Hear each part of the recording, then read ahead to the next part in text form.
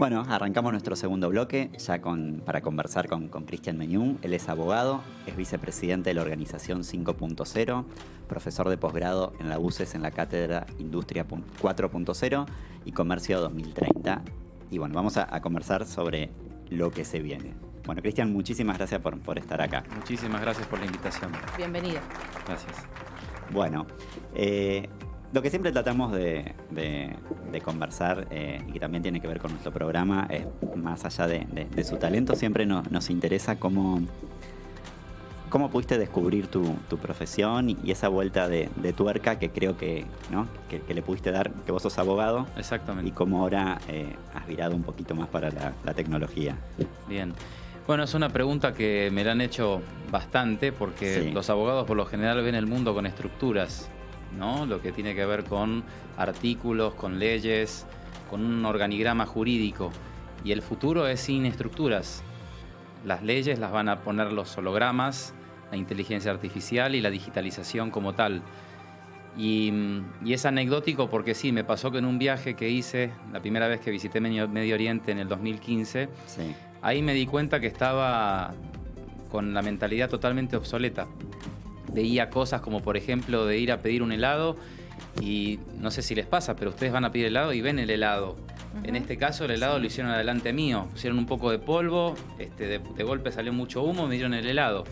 O de ir a una tintorería y que te atienda un hombre. Bueno, en Dubái es apretar un botón y no hay interacción humana. Cosas como esas, ¿no? Sí, sí, sí. Ver un robot policía, por ejemplo, ¿no? Que es un proyecto que yo lo vi como proyecto, pero ya en las calles de Dubái ya hay robot policías, taxis voladores, hyperloops que conectan una ciudad en otra en menos de 15 minutos. Entonces, todas esas cosas me rompieron un poco el concepto de lo que era la vida, de lo que yo tenía que ser, digamos, más adelante, y sobre todo dándome cuenta de que íbamos a cambiar radicalmente, y no entendía por qué íbamos a cambiar radicalmente. Pensaba que era la tecnología, pero luego me di cuenta que había revoluciones industriales y tenía que estudiarlas, tenía que ver qué es este nuevo mundo que se viene en base a cómo nos estamos de alguna manera digitalizando y los riesgos que eso implica, y luego también ante la necesidad de reinventarse, que es una palabra que utilizo muchísimo, Sí. no solamente en lo laboral, sino a nivel mental. Todas las creencias que están grabadas los primeros 7 años de vida,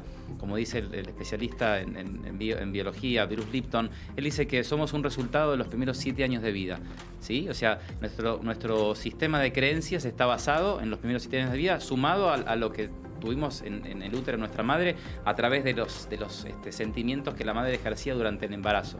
Entonces después somos un resultado de ese entorno, de esa cultura, de esas creencias que son limitantes, y ante un futuro como el que se viene, Sí. reinventarse es el lugar. Y Dubái para mí fue el lugar de reinventarme.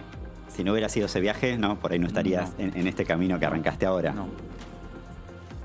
Y el Centro de Innovación de Bolivia, contanos un poquito de qué se trata, que algo pudimos Exacto. escucharte, pero bueno, es Bien, importante que... El Centro de Innovación de Bolivia es en parte algo que vendría a ser como el hijo de lo que se está haciendo en Colombia. Sí. Porque el Centro de Innovación de Bolivia está pensado justamente como un lugar donde se traigan las últimas tecnologías, en este caso a Bolivia, donde empecemos a hablar de un nuevo comercio. De hecho, hicimos el año pasado un evento con el gobierno de Salta, que unimos a todas las entidades más importantes de Santa Cruz de la Sierra en Bolivia, con el gobierno de Salta y con instituciones de Salta, para dar origen a un concepto nuevo que tiene que ser aplicado, y más aún después de la pandemia, que son las megalópolis inteligentes. Que la palabra inteligente no lo da la tecnología, Sí. sino lo da la nueva globalización que estamos inmersos, que ya no lo dan las materias primas o lo material, sino la inteligencia. Lo que hace justamente esta nueva geografía es la conectividad. Y ahí viene el concepto de la conectografía. Sí. Y ahí viene un concepto que también es importante para entender bien este concepto de las megalópolis, que es la geografía funcional. La megalópolis, ¿cómo lo podrías definir? Megalópolis es un concepto que une a las ciudades más importantes Sí. con las ciudades que no tienen el mismo desarrollo, porque si hoy vemos que en 600 ciudades está el crecimiento del PIB mundial, Sí. después de la pandemia empezamos a ver que esas ciudades empezaron a entrar en crisis, ¿no? Londres, París, Buenos Aires. ¿Por qué? Porque empezó a haber como una descentralización de la población, porque no había trabajo, entonces se volvían a sus lugares. Entonces nos obligaban a trabajar desde nuestras casas, a estudiar desde nuestras casas, y el concepto que estaban tratando de insertar, que era el de las Smart Cities, hacía que pensáramos que en el 2030 iba a haber un 65% o un 55% de la población global en las principales ciudades. Ahora, después del COVID, mucho más aún hay que pensar que la geografía funcional, que es lo que tengo y lo que me falta, con los vecinos, en este caso con las ciudades que son complementarias, para unir corredores comerciales, educativos, industriales, ya no con este concepto de teoría del Estado, teoría de la nacionalidad o teoría de la cultura, porque la idea es la fusión para dar origen y lugar a un nuevo mundo que va a estar basado en la inteligencia, no en lo físico. Y digamos, ahora como que con este concepto que vos nos contás de geografía funcional, como que una persona, por ejemplo, en Buenos Aires puede estar haciendo el mismo trabajo con alguien en Colombia, digamos, ¿no? por esos límites. Exacto, por eso yo estoy trabajando a la vez en 3 países. Estoy trabajando en Colombia, en Bolivia y en Argentina. Eso hace 5 o 6 años atrás era imposible. Claro. Hoy estamos hablando de que las empresas son empresas que no tienen nacionalidad. Por eso si seguimos viendo al mundo en base a estructuras mentales, en base a ideologías, en base a lo que nos limita, no podemos abrir un horizonte que es la conectividad, que es amplio y que nos da un sinfín de oportunidades. Esta es la era de la abundancia, como dice uno de los fundadores de la Universidad de la Singularidad, Peter Diamandis. ¿Por qué? Porque la conectividad y el conocimiento están al alcance de la mano. El tema es nuestra atención sobre lo que estamos consumiendo y después la información y cómo manejamos esa información. Sí, no, súper interesante, sí, ¿no? La verdad que sí. A lo que se viene. Es como que te deja en shock. ¿Crees que, digamos, esta pandemia vino como a acelerar este proceso, digamos, que estaba comenzando, pero como que era... Viste que muchas empresas, ¿no?, que estaban en microcentro tenían el famoso home office o que la persona trabajaba en la casa, pero como algo medio electivo. Esto vino como a obligar a todo el mundo. Un pull motor. Muchos especialistas, que hablan de tecnología, hablan de que esto aceleró la transición, ¿no?, de la automatización, o prácticamente de lo físico a la automatización y a la digitalización de procesos que en principio son procesos repetitivos, pero que luego van a ir a los trabajos de cuello blanco. ¿Sí? O sea, ya no hablamos que la inteligencia artificial va a reemplazar trabajos como de limpieza o atención al cliente, sino que hablamos de trabajos donde se utiliza la memoria, donde se utiliza inclusive la creatividad, porque hay inteligencias artificiales o software, porque no vamos a confundir lo que es robot de una inteligencia artificial, hay que distinguirlo bien. Puede haber un robot sin inteligencia artificial y una inteligencia artificial que sea un software, que no tenga una corporización. Bien. Ahora, ya hay inteligencias artificiales que pintan, ya hay inteligencias artificiales como el último software GP3, que hace, digamos, artículos de periodista y que se confunde prácticamente lo que podría ser un periodista de una inteligencia artificial. Entonces, ¿qué quiere decir esto? Que estamos ante la obligación de ya ir a lo que estamos trabajando en Colombia, que es el concepto de la quinta revolución industrial. Y cuando muchos dicen en Argentina o Latinoamérica, Colombia, no llegamos ni siquiera a la tercera y me vienen a hablar de la quinta, es una falta de respeto para los que no tienen acceso a internet, a los que no tienen para comer. Y yo les digo lo siguiente, si no nos humanizamos, vamos a estar totalmente complicados. ¿Pero por qué? Porque la primera transformación que vivió el ser humano a través de la tecnología fue cuando fuimos reemplazados en la primera revolución industrial por las máquinas en la fuerza. Claro. ¿Sí? Después, la electricidad, que ya es en la segunda revolución industrial, nos empezó a reemplazar en parte a la memoria.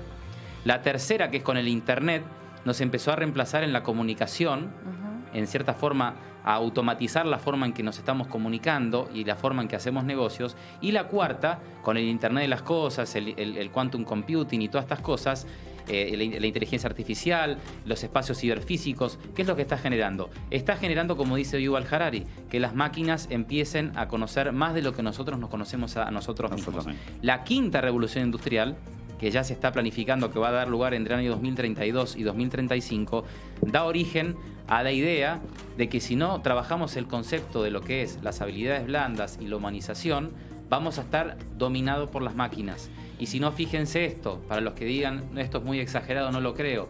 Bueno, tanto los proyectos de Neuralink en Estados Unidos a través de Elon Musk con los implantes, que según una proyección vaticinan que va a haber 1 millón de personas con implantes de aquí al 2025, y en China, que empezaron a hablar 2 años antes de que se hablara de estos implantes de Elon Musk, con los Brain Talker o lo que se llama Neuromatrix, que es otra empresa china que inclusive dicen que va a liderar esta idea de los superhumanos, que van a ser humanos con la aumentación del cerebro, que va a hacer que puedas descargar Wikipedia inmediatamente cuando así lo quisieras.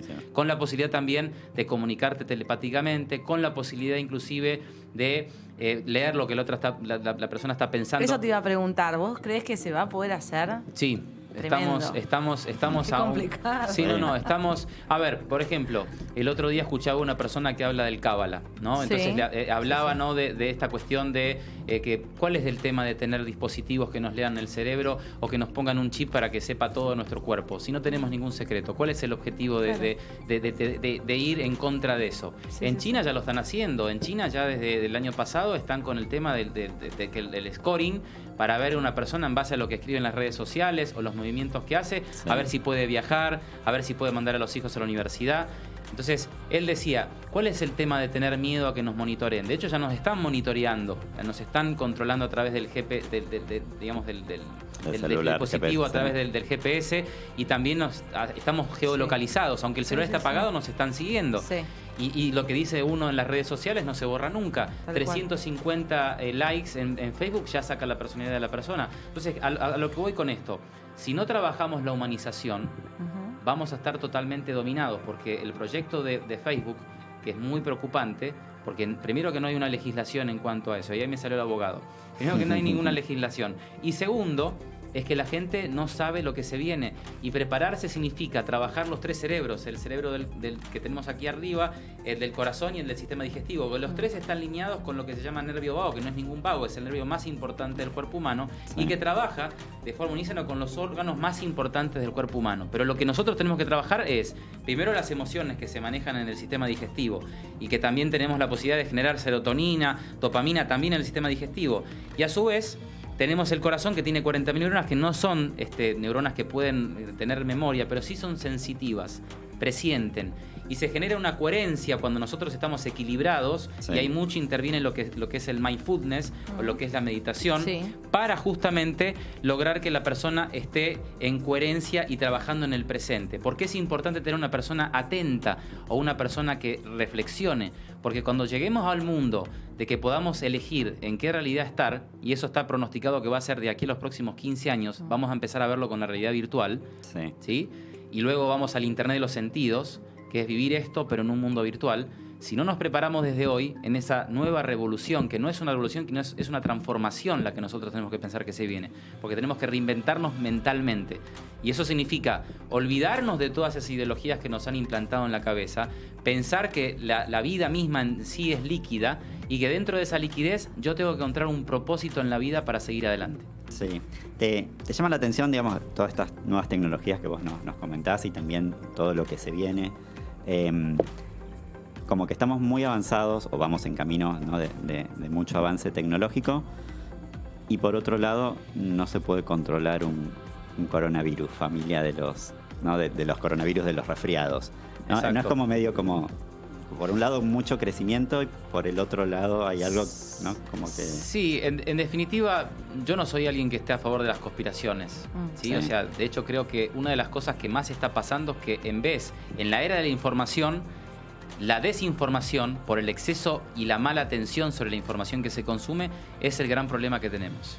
Entonces, si consumimos constantemente teorías conspirativas o consumimos mala información, no pidamos después que las inteligencias artificiales que van a competir con nosotros Sí. sean éticas y no nos quieran doblegar. Porque ya hay sistemas de inteligencia artificial que están sabiendo cómo manipular.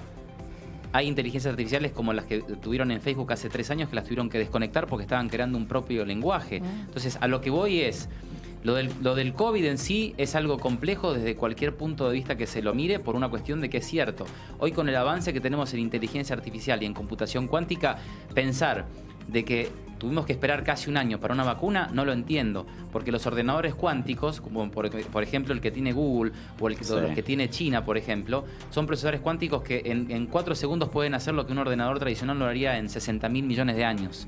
Entonces, ¿para qué pensar en ese avance cuando tenemos un tema que es un simple virus, y sabemos nosotros muy bien de que somos 97% virus y bacteria y solamente 3% ADN? Entonces deberíamos de saber, con tanta información, con Claro, por eso te preguntaba, con tanta que no se pudo, con tanta sí. conectividad, qué hacer con un virus. La cuestión es que es una pregunta que yo hago el signo de pregunta, diciendo, yo tampoco lo entiendo, porque si uno ve los avances que hay, sobre todo en IBM, en Google, inclusive con lo que habla Elon Musk de estos implantes cerebrales y toda esta cuestión de la computación cuántica, que va a generar nuevos materiales y va a cambiar el mundo de lo que es la ciencia y la medicina, ¿Cómo puede ser que no tengamos todavía una cura definitiva para poder identificar por ahí en tiempo real el virus? Ahora, yo te diría lo siguiente, tal vez es porque no estamos en una era donde el internet satelital sea una realidad. Porque cuando sí lleguemos a este tema de que vamos a tener un mundo hiperconectado, va a haber una aumentación de la realidad, ahí vamos a lograr lo siguiente, que cualquier cosa que pase se va a poder manifestar en tiempo real y poder canalizarla, neutralizarla y modificarla. Porque también con esta cuestión de aumentar la realidad va a permitir que se puedan leer los pensamientos, que se pueda leer lo que vas a hacer, inclusive modificarlo. Esta idea de que la computación cuántica puede inclusive lograr que podamos viajar a través del tiempo, que eso también ya lo están viendo como una posibilidad. Sí. Obviamente no mañana, porque si no muchos van a decir, se fumó algo antes de venir. ¿No? Al estilo de la serie de Dark. Exacto. Que viajaban a través del portal. Exacto, y eso podría evitar guerras. Inclusive, bueno, empezamos a ver un montón de cosas que por eso digo, tenemos que cambiar la forma en que vemos la realidad, porque acá no hablamos de la digitalización o de la vida interplanetaria con estos avances en la vida en la Luna o en Marte, sino estamos hablando de una reinvención mental, porque mientras yo estoy hablando hablando de los superhumanos, hablando de la aumentación del transhumanismo, de la vida interplanetaria, de los avances que hay con respecto a la computación cuántica, hay mucha gente que sigue hablando de socialismo, capitalismo, globalismo, nacionalismo, de conceptos del pasado, de creencias arraigadas en su infancia. Y yo le digo a esa gente, si no se reinventan, van a estar dentro del índice de las personas que se están... Solamente en España, antes de la pandemia, se suicidaba una persona cada 2 horas y media. Yo no sé qué va a pasar después de la pandemia. Sí. No lo sé. O sea, cuando hablemos dentro de 2 años. De los efectos que tuvo, ¿no? Exacto. Y por eso digo, la crisis mental es la peor de las crisis que estamos teniendo. Totalmente. Y contanos, Cristian, que fuiste embajador de la paz, ¿no? Soy embajador de la paz en la ONU. ¿Esto en qué año fue? Esto fue hace 2 años. Me nombró la Federación de la Paz, digamos, que pertenece a la ONU. Sí. Y eso fue en virtud de lo que yo hacía con mis conferencias y como profesor universitario de UCES, que hablo del futuro. O sea, yo vengo hablando y dando charlas y trabajando estos temas más de 4 años. ¿Sí? Y eso me permitió, o sea, que me vean y me nominen. Ya nominarme era para mí muchísimo. O sea, era un premio, ¿no? Exacto. Sí. Y eso lo decía, ¿no? La persona que me nominó, le dije, la verdad que ya estar dentro de una nómina para ser embajador de la paz, con todo lo que implica, ¿no? Es un compromiso total, día a día, que me levanto y digo, no tengo un título en la pared como diciendo, bueno, algo más. No, lo siento como un compromiso y una obligación. Y si el objetivo para haber nombrado embajador de la paz es justamente para trabajar, para que nosotros vayamos a una humanización, bienvenido sea. Si ese título sirve para que la gente, porque como bien sabemos, tenemos nuestro sistema de creencias que hace que una persona te crea, no por lo que estás diciendo, sino por los títulos que te representan. Entonces a mí cuando me presentan y me dicen esto, te digo, eso te sirve porque ya estás condicionado de alguna manera a creer lo que yo diga. Pero en el fondo no importa los títulos que uno pueda tener, importa el significado y lo que te llegue lo que estoy diciendo. Porque en definitiva no va a haber ni mentiras ni verdades. Lo que va a haber es lo que realmente sientas cuando escuches algo. Y en eso es lo que nos tenemos que aferrar. En la creencia de lo que nos haga bien y encontrar un propósito detrás de todo eso. No que lo diga. Porque es fácil tener hoy seguidores, haters, que te odien o te amen. Eso no importa. Importa qué es lo que uno siente. Y en la facultad, la materia que das cuando te presentás, cuando empezás a escuchar a los chicos, a los alumnos, ¿cómo es la recepción? ¿No? Porque también vienen con otro chip. Exacto, ¿no? Y más en el derecho. Al comienzo, para serles sincero, pensaba en abandonar tu materia. Exacto, pensaba en no dar más clases, en tratar de ser lo más posible anónimo, porque decía, yo voy a contar cosas y se van a reír o no lo van a tomar en serio, van a estar adelante mío buscando en el celular a ver ¿cómo es esto? Eso me pasó los primeros años. El último año, que lo tuve que dar por Zoom, las clases, ya nadie se reía. Y los veía que estaban preocupados y las clases empezaban a las 6:30 y terminaban a las 10 y nos quedamos hasta las 11:30 hablando. ¿Y costó presentar el programa y que la facultad lo acepte o eso fue como más fácil? No, tuve la buena recepción de que después de haber dado una conferencia del futuro que está en YouTube, que se llama Future Commerce 2020, a partir de ahí el rector de la Universidad UCES, o sea, vio que lo mío era algo muy interesante y bueno, me propuso él mismo poder dar una cátedra y bueno, ya tiene 3 años esa cátedra y estoy agradecido a la universidad porque bueno, uno habla con propiedad cuando da una materia en una universidad o es profesor de esa situación. Tuve que especializarme en Industria 4.0 porque que era necesario. Igual ahora, fíjense lo irónico, me especialicé en Industria 4.0 y estoy en contra de la Industria 4.0. Porque todos los conceptos que nos han querido vender son conceptos que no van ni para Argentina ni para la región. Mientras hablan del empresario 4.0, empresa 4.0, yo le digo a la gente, ¿se ponen a analizar realmente qué es 4.0? El concepto 4.0 comenzó en el 2006 con Jeremy Rifkin, que es un economista, que le dijo a Angela Merkel en Alemania, tienen que cambiar el modelo productivo. ¿Pero de qué? De Alemania, un país que produce no materias primas, produce servicios.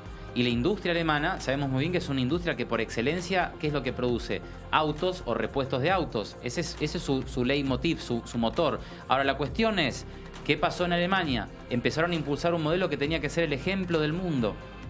Y en el 2016, en el Foro Económico Mundial, empezaron a mostrarle al mundo que eso tenía que ser la ruta a seguir. Yo tuve la posibilidad de con CAME y con FECOBA armar el primer foro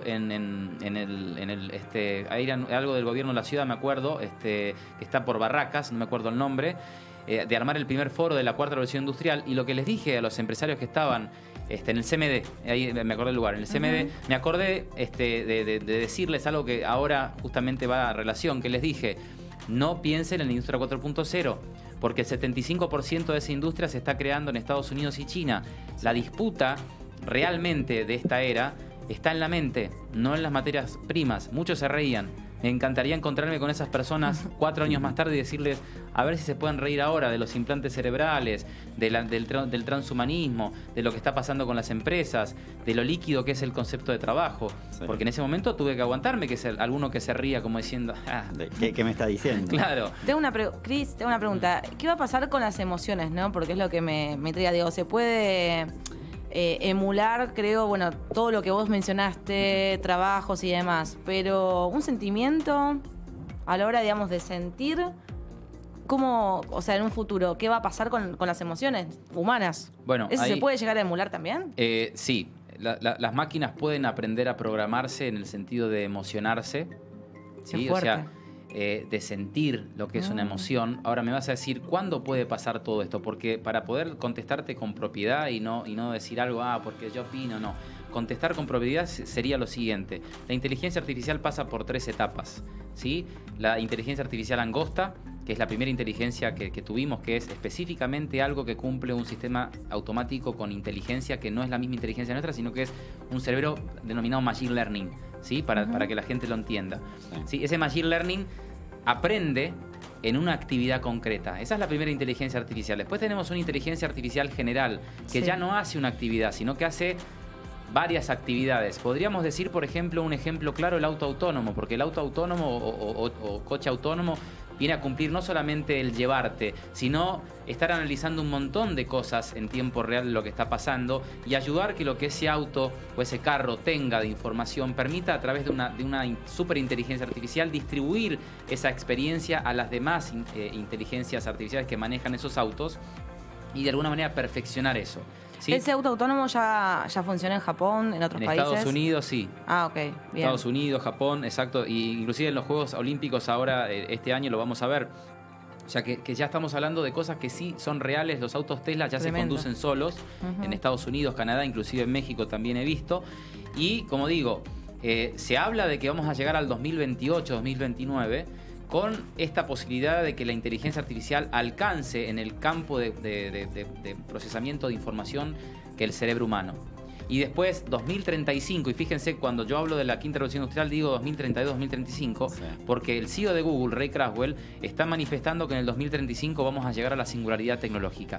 Cuando lleguemos a la singularidad tecnológica, que se previene que probablemente pueda ser 2032-2035, ahí vamos a tener a una sola inteligencia que tenga toda la capacidad de todas las inteligencias humanas. Ahora, la cuestión para evitar supuestamente escenarios apocalípticos o cuestiones que sean de preocupación, ahí sale un tipo como Elon Musk y dice, no, tienen que ponerse un implante para hibridarse con la inteligencia artificial. O un científico como Michio Kaku que dice, esto va a ser en 100 años, no se preocupen, ahora la inteligencia artificial tiene la capacidad de una cucaracha. Yo digo, como me paso desde la mañana hasta la noche estudiando, viendo informes de todo el mundo, no creo a ninguno de los que está hablando en este momento en los medios de comunicación, porque cada uno habla en base a sus intereses. Mis intereses simplemente son el de trabajar a través de una empresa que lo que busca es la humanización de la población, la unión de Latinoamérica, que no es poca cosa. Que de hecho el otro día hubo una conferencia donde una persona que ha sido exministro de Hacienda del gobierno de Colombia decía, es imposible unir a Latinoamérica. Y aquí tenemos al argentino que nos puede decir que tienen a Bolsonaro y no fue capaz de darle la mano digamos, al presidente de ustedes. Yo me quedé callado, porque dije, con personas así yo no puedo ponerme a debatir, yo no puedo ponerme a discutir, porque ahora lo que necesitamos es pensar por arriba de esas cosas. Si Bolsonaro no le quiere dar la mano al presidente de Argentina, es problema de Bolsonaro, pero Bolsonaro no representa al pueblo de Brasil, como así tampoco el presidente de Argentina representa a la Argentina, representa un grupo de personas que creen en esas ideologías. Pero lo preocupante de todo esto es que, crean o no, esto es algo que nos va a afectar a todos, sean de la ideología que sean. Esto es algo que tenemos que unirnos por arriba de las ideologías, por arriba de las creencias, porque podemos pelearnos y pensamos de manera diferente en cuanto a lo político, pero seguimos siendo humanos. Ahora, cuando enfrente tengas una inteligencia artificial, y los invito a que empiecen a ver los avances que hay en Rusia, por ejemplo, de seres como nosotros que van a empezar a ocupar puestos automáticos, como por ejemplo el recepcionista o vendedor, tienen la apariencia nuestra, todavía no son conscientes de que existen. Por eso no hablamos de la autoconciencia.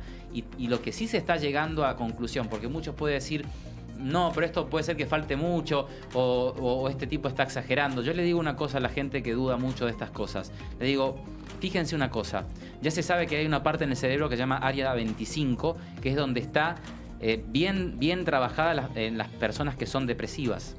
Ya se sabe muy bien que detrás del ojo derecho está la parte que si uno es positivo se entrena y esa persona cada vez es más positiva.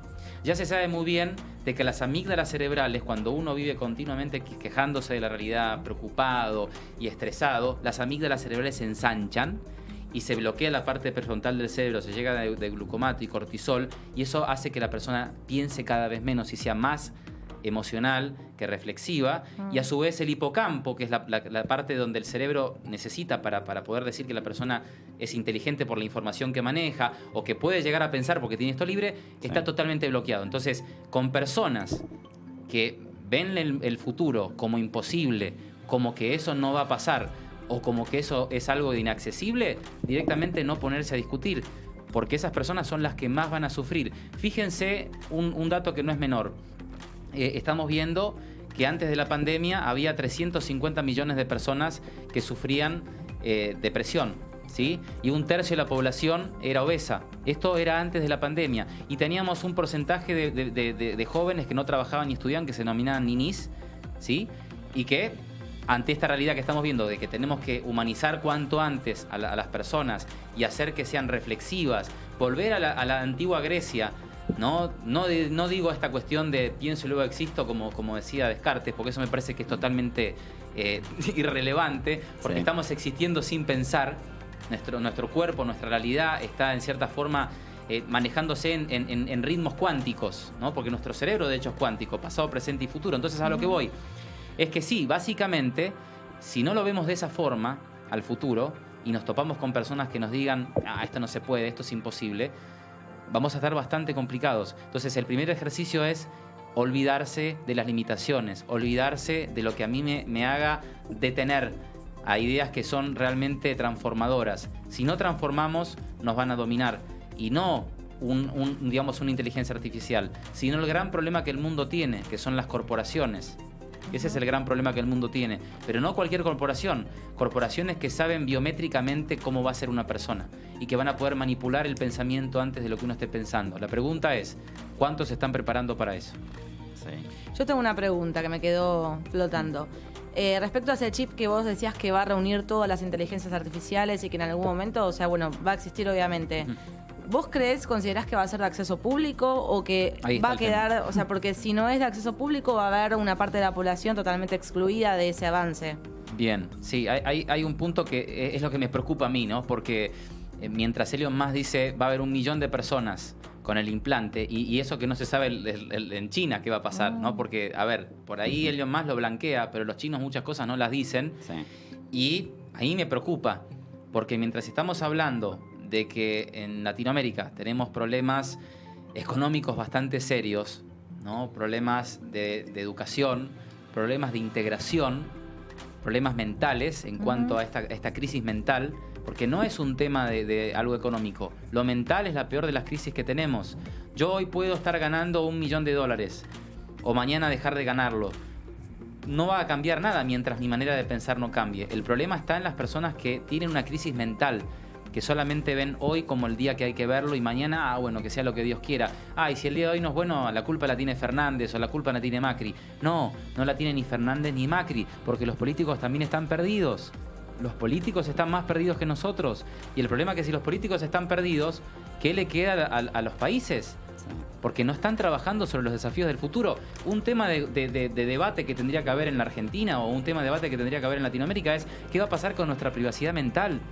Que es algo que no lo estoy diciendo yo, lo está diciendo un científico como Rafael Yuste, que por eso está hablando de los neuroderechos. Y es algo que lo tenemos que debatir. Eso no quita que tengamos que seguir hablando de los temas que son temas preocupantes, pero que no nos están conduciendo a nada y que cuando vengan los otros temas nos van a comer crudos. Imagínate lo que sería un debate entre un capitalista y un socialista y un tipo que te hable de computación cuántica, biotecnología y nanotecnología. Sería como idiomas distintos, ¿no? Sí. ¿Qué hacen estos dos tipos de acá con un tipo así? Sí. Se matan, literalmente.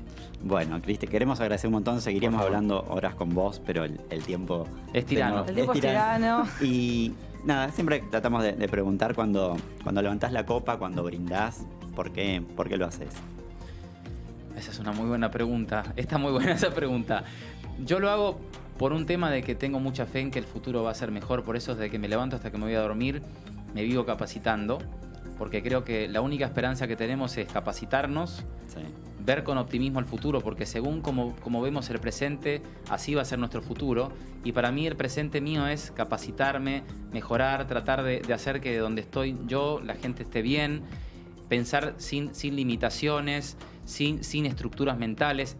Muchas veces cuesta, pero trato de romper esos dogmas que tenemos. Y levantar la copa significa tener la esperanza de que vamos hacia un mundo mejor. Por más de que haya un montón de problemas, lo importante es que estamos vivos y que podemos pelearla.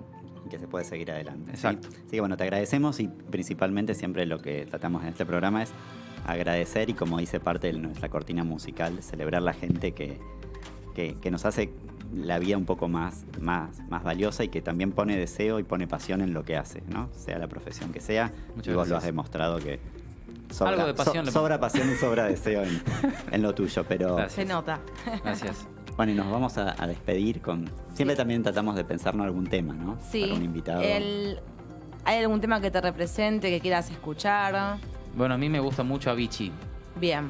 Y Nights me parece que de alguna manera rejunta un montón de conceptos, ¿no? de lo que estuvimos hablando hoy, ¿no? de cuál es el objetivo de la vida o hacia dónde tenemos que mirar cuando estamos viviendo. Y creo que esa canción un poco apunta hacia eso. O sea que esa sería la... Hay muchas, obviamente, pero bueno, esa es la elegida. Esa es la elegida. Bueno, entonces nos vamos con este Muchas tema. gracias. Con tu tema nos vamos Gracias. al corte. Gracias. Gracias. Seguinos en Instagram, @0.